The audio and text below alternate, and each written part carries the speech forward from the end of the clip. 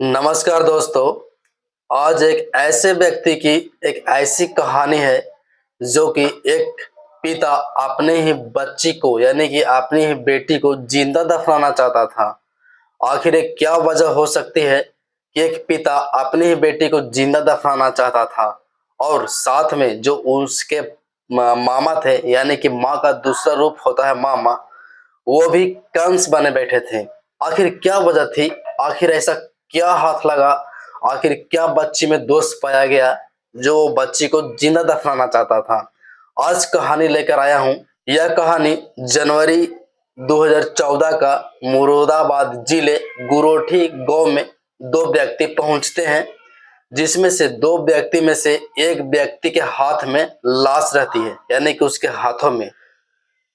मुरादाबाद जिले के गुरोठी गांव में जब ये दो व्यक्ति पहुंचते हैं और उन लोग से कहते हैं कि तीर्थकार मेडिकल कॉलेज में हमारी पत्नी ने एक बच्ची का जन्म दिया है और ये बच्ची मर गई है, इसके लिए हमें एक फावड़ा चाहिए ताकि हम इसे अच्छी तरह से अंतिम संस्कार कर सकें। ये एक बच्ची जो हाथ में ले रखे थे पिता, वो गुरोठी गांव के लोगों से बोला। आप अंदाजा लगा सकते हैं, जब आपके ऊपर दुख की घड़ी जब आ जाती है तो हर कोई मदद करने को तैयार हो जाती है। अगर दुख की घड़ी इस स्थिति में हो, क्योंकि उसके जो हाथ में बच्चा था उसे दफनाने के लिए लोग सहम गए, थथम गए कि चलो मदद कर दिया जाए और उनको फावड़ा दे करके साथ में जो भी गांव के लोग थे, 3-4 लोग, 4-5 लोग जो भी थे, और उनको साथ में गंगा नदी के किनारे शमशान घाट, जहाँ पे मुक्ति इच्छा, जहाँ पे आदमी का अंतिम संस्कार होती है, वहां पर ले गए ताकि उसे अच्छे से दफन कर सके। जितने भी गुरठी गांव के लोग थे वो नदी के किनारे यानी कि शमशान घाट की ओर सारे लोग पीछे पीछे चल दिए। अब बारी आती है लाश दफनाने की। जैसे ही आ, आदमी ने गड्ढा खोद कर बच्ची को कफन में लपेट कर जैसे ही दफनाना चाहा, तो ठंडी रेत की वजह से, जिस तरह से रेत गड्ढा खोदा गया था बालू, तो वहां पे नमी के कारण ठंडी शुष्क जगह थी। जैसे ही वहां पर बच्चे को लिटाया गया, तैसे ही बच्ची रोने लगी। बच्ची रोने की आवाज से सुनकर गांव के आसपास जितने भी उसके साथ गए थे वो सब चौंक गए कि ये क्या हो गया।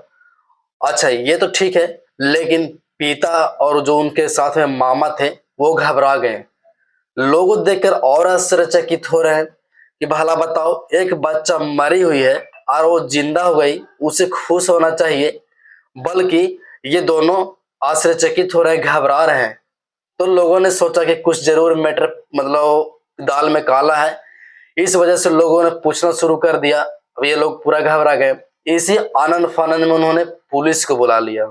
सूचना पाकर थाना प्रभारी तेजेंद्र यादव और थाना सब इंस्पेक्टर सहदेव सिंह शमशान घाट पर आ गए और जो दो लोग थे उनसे पूछना शुरू कर दिया। तो एक ने राजेश बताया और एक ने दिनेश बताया। और जब बच्ची को देखा गया तो 5-6 दिन की लग रही थी और वो सही सलामत यानी कि जीवित थी। जांच में यह पता चला कि राजेश उसकी बेटी है और जो साथ में दिनेश है वो बेटी का जो लड़की है उसकी मामा है। जिस अस्पताल में पैदा हुई थी बच्ची, उसी अस्पताल में उसकी माँ है। ये सब कहानी राजेश ने वो थाना प्रभारी तेजेंद्र यादव को बताई। मामला कुछ गंभीर लग रहा था क्योंकि बच्ची जिंदा थी, यह दफनाना चाहता था, पत्नी उधर अस्पताल में है। मामला कुछ गंभीर, उल्टा पुल्टा कुछ भी मामला मतलब संगीन लगा। तो ये जो तेजेंद्र यादव थे, ये थाना प्रभारी पुलिस अधीक्षक महेंद्र यादव को दे दी जांच पड़ताल करने के लिए। जब थाना प्रभारी उन दोनों राजेश और दिनेश से पूछताछ कड़ी से सवाल जब शुरू किया तो कहानी कुछ इस तरह से आई। कहानी बहुत इंटरेस्टिंग है, सुनकर जाइएगा। राजेश मूल रूप से उत्तर प्रदेश बरेली शहर के हाफिजगंज का रहने वाला था।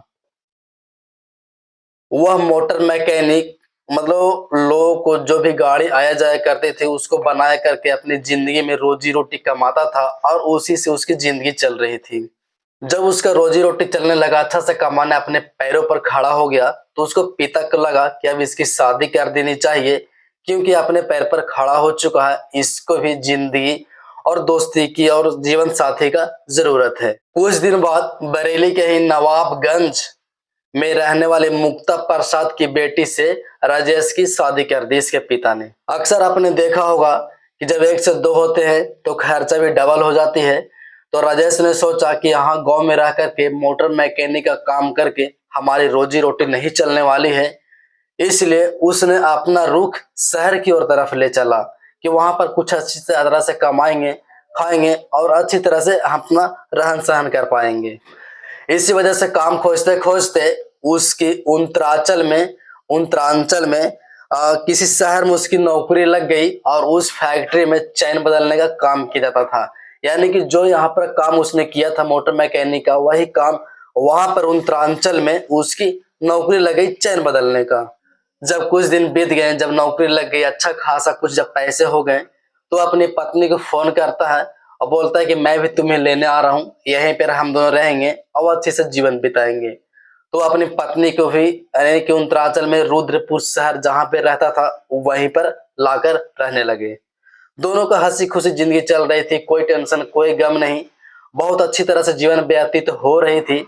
इसी बीच सुनीता यानी कि राजेश की पत्नी गर्भवती होती है। इसी तरह दोनों की जिंदगी अच्छी तरह से चल रही थी, प्रेग्नेंट हो गई थी, गर्भवती हो गई थी। तो 5 से 6 महीने तक सारा कुछ ठीक चला। अचानक 7वें महीने में सुनीता के पेट में अचानक से जोर से दर्द होती है, जो कि अच्छी खासी तरह से समझ सकती थी सुनीता और राजेश भी कि अभी 7 महीने हुए हैं, ऐसे कोई मामला नहीं होनी चाहिए, लेकिन फिर भी डॉक्टर को दिखाना उचित समझा। जिस डॉक्टर से सुनीता का इलाज चल रहा था वो डॉक्टर बोले कि इसे अच्छी अस्पताल की जरूरत है, आप कहीं पे अच्छी अस्पताल में, बेहतर अस्पताल में ले जाकर इनका इलाज करवाइए। अच्छा, उत्तरांचल में जहाँ पे रुद्रपुर शहर था वहां पर और भी कई अस्पताल थे, लेकिन पैसे की वजह से कुछ ज्यादा पैसा लगते, क्योंकि 8 महीना 9 महीना अगर होते तो डिलीवरी कराया जा सकती थी, लेकिन 7 महीना के अंदर कराना बहुत ही मुश्किल थी, पैसे खर्चे बढ़ सकते थे। क्योंकि किसी तरह से वो अपनी पत्नी को तीर्थकार महावीर मेडिकल कॉलेज में भर्ती कराया और सुनीता ने एक बेटी को जन्म दिया। बच्ची मात्र 7 महीने की थी और बच्ची को इनक्यूबेटर में रखना बहुत जरूरी था, लेकिन तीर्थकार मेडिकल कॉलेज में पहले से ही कोई और बच्ची आ रखी थी। तो डॉक्टर ने कहा आप इसे कहीं पर और रख सकते हैं, क्योंकि हमारे पास इनक्यूबेटर में जगह नहीं है। वहीं 7 माह के बच्ची को देखकर जो भी तीर्थकार मेडिकल कॉलेज में राजेश के आसपास जो महिलाएं थे वो राजेश के मुंह पर ताने दे दी कि बच्ची बचकर ही क्या करेगी, जिंदगी भर अपंग रहेगी, ना सही से चल पाएगी ना सही से बोल पाएगी, इसे बचाने से क्या फायदा। लेकिन राजेश ने वो सब जितने थे वो सब की बातों पर ध्यान नहीं दिया, क्योंकि पहला लक्ष्य, पहला बेटी एक लक्ष्मी के रूप में आई थी और राजेश भी चाहता था कि हमारी बेटी इस दुनिया में आए और लोगों से हाथ से बोले चाले और अपनी जिंदगी इस जीवन में संसार को देखे। राजेश नहीं चाहता था कुछ, लेकिन लोगों ने जब मुंह पर तमाचा उसको मारा, उसके मुंह पर जो सामने से बोले उसकी बातों पर ध्यान नहीं दिया। बेटी को जान बचाने के लिए मुरादाबाद साई अस्पताल पहुंचा। जब साई अस्पताल पहुंचा तो उसके साथ में उसका साला दिनेश भी था। साई अस्पताल में पहुंचकर उसने लोगों से रिक्वेस्ट किया, डॉक्टर से रिक्वेस्ट किया कि हमारी बेटी बेहद कमजोर है, इसको इनक्यूबेटर में रखना बहुत जरूरी है, आप इसे भर्ती करा दें, हम पैसा के एडजस्ट करके आपको जल्दी पहुंचा देंगे, पहले आप इसका इलाज शुरू कर दें। लेकिन डॉक्टर ने नहीं माना, बोला पहले पैसे जमा कराना पड़ेगा, उसके बाद इसको रखा जाएगा। राजेश अपनी जिंदगी से तंग आ चुका था, क्योंकि वह अपनी बेटी को बचाने के लिए बहुत प्रयास किया। उसने अपने ससुराल में फोन किया, अपने मामा के पास, फुआ फूफा जितने भी उसके रिश्तेदार थे सभी से पैसे मांगा, लेकिन किसी ने 1 रुपया भी देने के नाम नहीं लिया। कोई कुछ बहाना बना लिया, कोई कुछ बहाना बना लिया, किसी ने कुछ किसी ने कुछ, यानी कि सभी तरह से उसके परिवार ने अपना मुख मोड़ लिया था। राजेश अपनी जिंदगी से तंग आ गया था। उसने सोचा अब हम क्या करें, उसको समझ में नहीं आ रहा था कि अब करे तो करे क्या। राजेश अपनी जिंदगी से हताश हो चुका था। आप सोच सकते हैं, एक बच्ची गोद में है, मात्र 6-7 महीना की है और उसे बचाना चाहता है, उसके परिवार लोग मदद नहीं कर रहे हैं। राजेश अपनी जिंदगी से हताश हो चुका था। इधर परिवार वाले लोग मना कर दिए थे कि पैसे नहीं है, और उधर अस्पताल में उसकी आवाज बार बार गूंज रही थी कि अब बेटी बचकर क्या करेगी, जिंदगी भर अपंग रहेगी, इसको बचाने से क्या फायदा। उसके कानों में बार बार यही गूंज रहे थे जो अस्पताल में लोगों ने बोला था। इस वजह से राजेश अपनी बेटी को खत्म करने के लिए सोच ली। सोचा कि अब इसे बचकर ही क्या करूंगा, बचाकर ही क्या करूंगा, जिंदगी भर तो अपंग रहेगी, इससे अच्छा इसे मार दिया जाए। और तो और जो इनके साथ में मामा थे, यानी कि भांजी का जो मामा, वो भी हाँ में हाँ मिला दिया, क्योंकि उनके पास भी पैसे नहीं थे। करने के लिए तो सोच लिया, लेकिन ये जो राजेश इनके पिता और जो मामा थे, दोनों को किसी के भी इतनी हिम्मत नहीं हो रही थी कि उस 7 माह की बच्ची को अपने हाथ से गला दबाकर मार दे। दोनों में से किसी की हिम्मत नहीं हो रही थी। तो फिर इन्होंने सोचा कि चलो नहीं मारते हैं, लेकिन इसको जिंदा ही गड्ढा में कहीं पे दफना देंगे, और जब सुनीता पूछेगी तो बोलेंगे कि बच्चा मृत हुआ था और वो मर गई। इस तरह से कहानी इन्होंने बनाया। खोदने के लिए इनके पास कोई औजार, कोई सामान नहीं था, इसलिए गुरोठी गांव में गए थे यह फावड़ा मांगने, ताकि गड्ढे खोद कर बच्चे को आसानी से दफना सके। उनकी नन्ही सी जान को ठीक से आंखें भी नहीं खुल पाई थी। दुनियादारी से उसको कोई मतलब ही नहीं था। माँ की गोद से पिता के मजबूत हाथों में इसीलिए आता है कि उसकी अच्छे से इलाज हो सके और वो इलाज कराएंगे। लेकिन उसे क्या पता था कि कन्यादान करने वाले हाथों उसे जिंदा दफनाने के लिए आगे बढ़ेंगे। लेकिन जैसे ही गड्ढे में उसे लिटाया, वैसे ही हाथ पैर चलाने लगी और जोर जोर से रोने लगी, और मतलब जैसे ऐसे बोल रही है कि मुझे मत मारो, एक दिन मैं ही तुम्हारा सहारा बनूंगी और मैं घर को उजाला फैलाऊंगी। लेकिन उसके पिता का संवेदनशीलता नदारद हो चुकी थी। उधर सुनीता को जब पुलिस पूछताछ कर रही थी, ये सब कहानी राजेश बता रहा था पुलिस को, तो उधर सुनीता अस्पताल में भर्ती थी। उसको कानों कान तक खबर भी नहीं हो पाई थी कि उसकी पति को मारने वाला उसका पिता जेल में है और पूछताछ चल रही है। जब इलाके को बात पता चली कि पिता यमराज बन चुका है और मामा कंस बन चुका है, तो बच्चे के लिए लोग दुआएं मांगने लगे। वही लोग दुआएं मांगने लगी जिन्होंने बोले थे कि बच्ची अपंग रहकर क्या करेगी, इस दुनिया में अगर क्या करेगी।